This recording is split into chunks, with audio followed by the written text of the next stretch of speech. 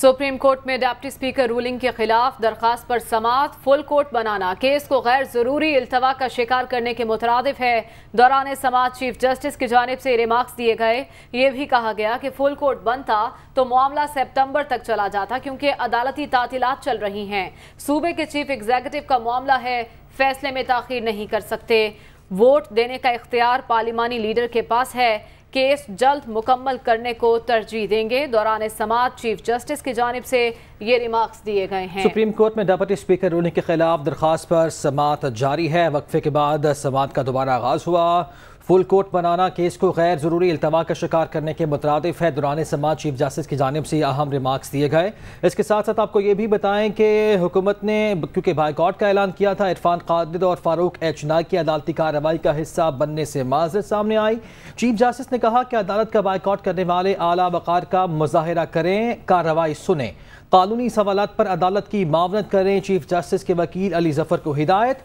Chief justice Umar Ata Bandial ने कहा कि दूसरा रास्ता है हम बेंच से अलग हो जाएं।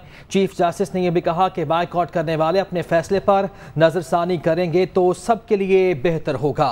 इख्तियारात पार्टी हेड के जरिए ही मुंतकिल होते हैं। चीफ जस्टिस की जानिब से यह भी कहा गया कोई शुबा नहीं कि पार्टी सरबराह का किरदार अहम है। बड़े अहम रिमार्क सामने आए हैं चीफ जस्टिस के दौरान समाअत।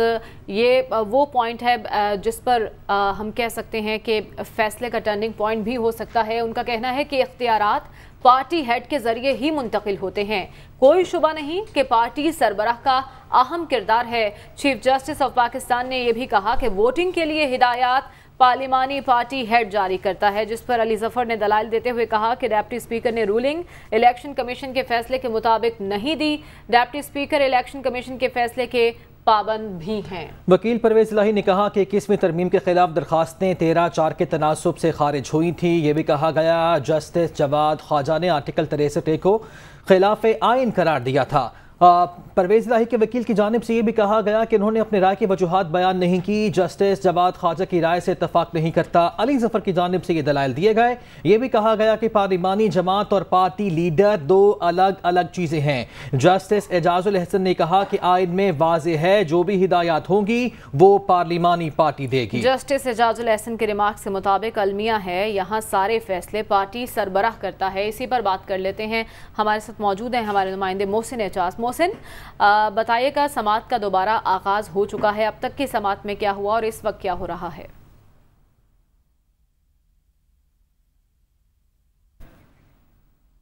मोहसिन एजाज से अब तक की कार्रवाई से मुतालिक जानने की कोशिश करेंगे। अहम रिमार्क्स जो जस्टिस एजाजुल अहसन की जानिब से सामने आए हैं, उनका कहना है कि आइन में वाज़ेह है जो भी हिदायत होंगी वो पार्लिमानी पार्टी देगी, जबकि उनकी जानिब से ये रिमार्क्स भी दिए गए कि अलमिया ये है यहाँ सारे फैसले पार्टी सरबराह करता है। जबकि चीफ जस्टिस उमर अता बंदियाल की जानिब से भी बड़े अहम रिमार्क्स सामने आए हैं। उनकी जानिब से कहा गया कि इख्तियारात पार्टी हेड के जरिए ही मुंतकिल होते हैं। कोई शुबा नहीं पार्टी सरबराह का अहम किरदार है, लेकिन वोटिंग के लिए हिदायत पार्लिमानी पार्टी हेड जारी करता है। अदालत की जानिब से ये भी कहा गया कि ये तो वाज़ेह है कि किसी मेंबर को पार्टी पॉलिसी के मुताबिक वोट नहीं देना तो इस्तीफ़ा देकर वो दोबारा आ जाए। तो 21वीं तरमीम के खिलाफ दरखास्तें 13/4 के तनासुब से खारिज हुई थी। दौरान समाअत परवेज इलाही के वकील की जानिब से ये दलाइल दिए गए। उन्होंने अपने दलाइल को जारी रखते हुए कहा कि जस्टिस जवाद ख्वाजा ने आर्टिकल 63 को खिलाफ आइन करार दिया था। उन्होंने अपनी राय की वजूहात बयान नहीं की। जस्टिस जवाद ख्वाजा की राय से इत्तफाक नहीं करता। अली जफर ने अपने दलाइल में ऐसा कहा है। मोहसिन एजाज ने हमें ज्वाइन कर लिया, उनसे तफसीलात जान लेते हैं। मोहसिन, बताइएगा, समाअत में जजेस की जानिब से क्या अहम रिमार्क्स दिए गए हैं? देखिए, सुप्रीम कोर्ट ऑफ पाकिस्तान में इस वक्त भी इस अहम मामले की समाअत जारी है और वक्फे के बाद जब ये समाअत शुरू हुई तो जो चौधरी परवेज इलाही के वकील हैं बैरिस्टर अली जफर, उन्होंने अपने दलाइल जारी रखे और अपने दलाइल में उन्होंने कहा कि आर्टिकल 63 के तहत मुनर्रिफ अरकान के खिलाफ एक्शन पार्टी सरबराह लेगा। पार्टी सरबराह मुनर्रिफ अरकान के खिलाफ डेक्लेरेशन भेजता है और तरीके दिफा का कहना है कि पार्टी सरबराह पार्लिमानी पार्टी को कंट्रोल करता है, क्योंकि पार्टी सरबराह का पार्टी पर कोई कंट्रोल का कोई सवाल नहीं है। पार्टी के जो तमाम इख्तियारात हैं वो सरबराह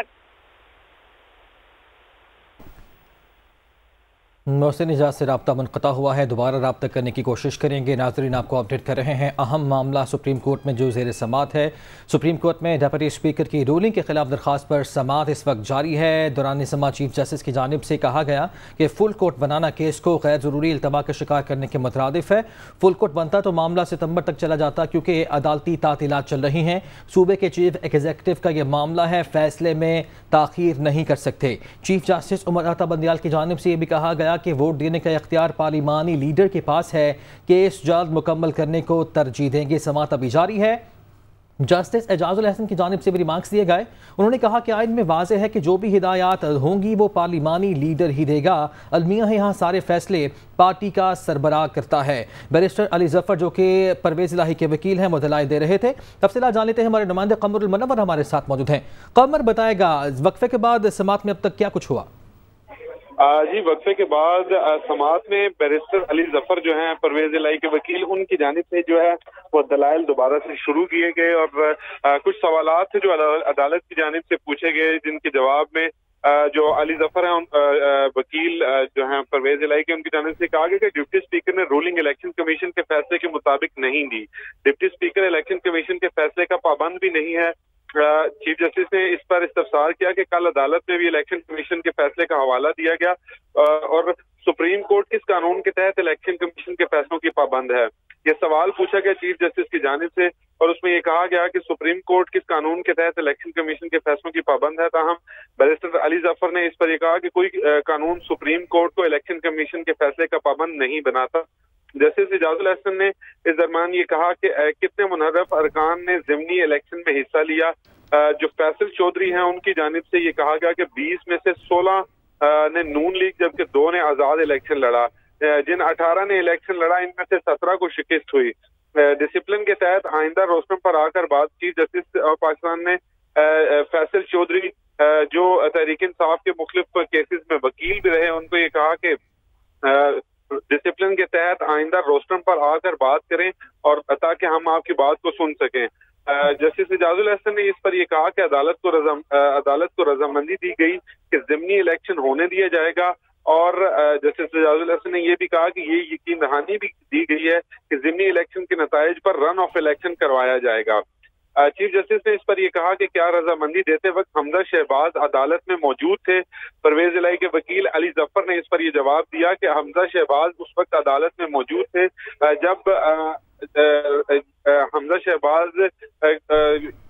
और परवेज इलाही के दरमियान जब इलेक्शन की बात हुई थी तो उस वक्त हमजा शहबाज अदालत में मौजूद थे। चीफ जस्टिस ने इस हवाले से ये कहा कि फरीक दिफा ने इलेक्शन कमीशन के मुनर्रफ अरकान के खिलाफ फैसले का हवाला दिया है और जिस पर बिल्कुल ठीक है। कमर हमारे साथ ही मौजूद रहेगा। समात भी जारी है। हमारे नुमाइंदे आमिर सईद अब्बासी भी हमारे साथ मौजूद हैं। आमिर, इरफान कादिर ने वैसे तो माजरत कर ली है कार्रवाई का हिस्सा बनने से, लेकिन हमने हफ्ते को ये देखा था जहां से मामला शुरू हुआ था तो सुप्रीम कोर्ट ने तलब किया था डिप्टी स्पीकर को, लेकिन वो पेश नहीं हुए थे। क्या आज उनकी तलबी का कोई मामला सामने आया, कोई जिक्र हुआ? जी बिल्कुल, आज भी जब दलाइल दे रहे थे बैरिस्टर अली जफर तो उन्होंने अदालत को ये बताया कि इस हवाले से जब सुप्रीम कोर्ट ऑफ पाकिस्तान ने नोटिस जारी किया था, डिप्टी स्पीकर पंजाब असेंबली को तलब किया था, तो इस मौके के ऊपर अभी तक उनकी तरफ से तो रिकॉर्ड भी जमा नहीं करवाया गया और बल्कि इम्तियाज सिद्दीकी जो पीटीआई के वकील थे उनकी तरफ से भी अदालत की तवज्जो इस तरफ मबजूल करवाई गई कि जो डिप्टी स्पीकर पंजाब असेंबली हैं उन्हें बाकायदा अदालत ने नोटिस जारी किया था और उन्हें ये भी हुक्म दिया था कि वो तमाम रिकॉर्ड भी लेके आए। उसमें क्योंकि इम्तियाज सिद्दीकी की तरफ से ये कहा गया कि हमारे पास तो वो रिकॉर्ड भी नहीं है जिस खत का हवाला दिया जाता है जो चौधरी शुजात हुसैन का मौसूल हुआ डिप्टी स्पीकर पंजाब असेंबली को। उस मौके पर उन्होंने ये भी कहा कि हमारे पास जो है वो सिर्फ जो है वो पार्लिमानी पार्टी जो मुस्लिम लीग काफ का इजलास हुआ, जो साजिद खान भट्टी जो मुस्लिम लीग काफ के पार्लिमानी लीडर हैं उनकी तरफ से जो जारी होने वाला खत है हमारे पास वही रिकॉर्ड है।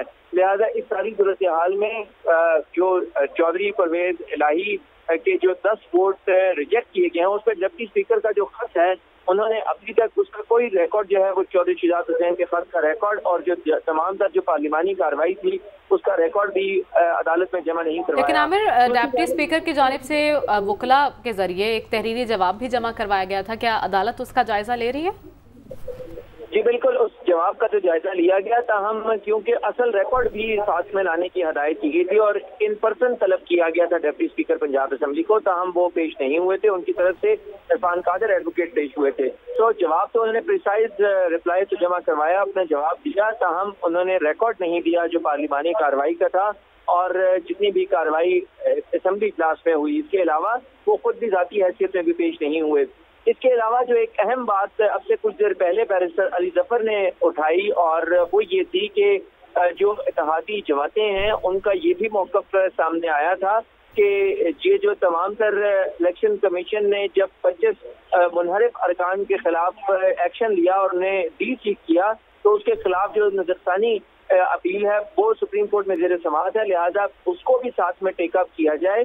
तो उसके ऊपर अदालत की तरफ से ये वजाहत की गई कि वो तो पास एंड क्लोज ट्रांजैक्शन हो चुकी है, क्योंकि हमजा शहबाज शरीफ 1 जुलाई को होने वाली समाअत के दौरान ये बयान दे चुके हैं सुप्रीम कोर्ट ऑफ पाकिस्तान में पेश होकर कि वो अब इस तमाम तर सूरत हाल में अब अगले इलेक्शन यानी 17 जुलाई को जो होने वाला इलेक्शन था उसके लिए तैयार हैं।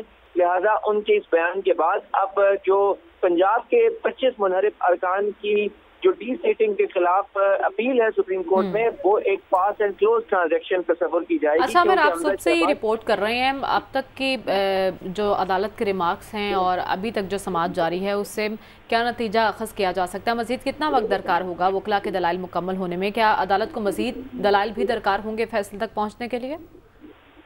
देखिए, इस मौके पे अदालत बार बार जो वकला जो बाइकॉट तय किया जिस फरीक ने उनको भी ये मशवरा दिया कि अगर आप भी सारी सूरत हाल में हम किसी नतीजा फेज फैसले के ऊपर पहुंचे उसके लिए आप भी अगर अदालत की मुआवनत करना चाहें तो कर सकते हैं। ताहम इस मौके पर फारूक नाइक ने बड़ा कैटेगरिकली ये कहा कि हम पार्टी के जो डिसिप्लिन है उसको फॉलो करने के पाबंद हैं, लिहाजा हम बाइकॉट कर चुके हैं, लिहाजा हम इसमें दोबारा आप दलाइल नहीं दे सकते। ताहम जो मजमूई तौर के ऊपर तमाम तर कार्रवाई है वो अब बेस करती है सिर्फ जो चौधरी परवेज इलाही और जो मुस्लिम काफ के वकील हैं बैरिस्टर अली जफर उनके दलाइल पर, चूंकि इस वक्फे से पहले भी तकरीबन 1.5 घंटा उन्होंने दलाइल दिए और तमाम जो अदालती नजीरें हैं वो अदालत में पेश की और इस वक्त भी बैरिस्टर अली जफर ही दलाइल दे रहे हैं। ठीक है, दलाइल इस वक्त जारी हैं। बहुत शुक्रिया आमिर और कमर हमें अपडेट कर रहे थे।